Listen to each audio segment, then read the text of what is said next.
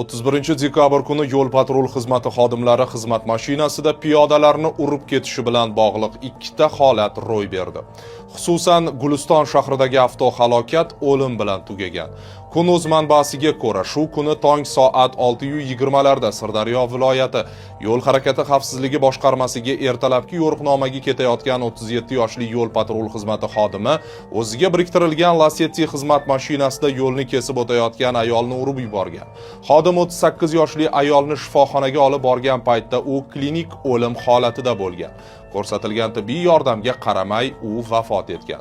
31-dekabr kuni kechqurun soat 20:50 larda esa Jizzax viloyatining Zarbdor tumanida mayor unvoniga ega yo'l-patrul xizmati katta inspektori ham avtohalokat sodir etgan.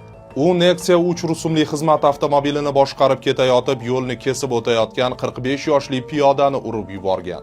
Kun o'z manbasiga ko'ra, Zarbdor tumanidagi avtohalokat jabrlanuvchisi ayni paytda kasalxonaning jonlantirish bo'limida qolyapti.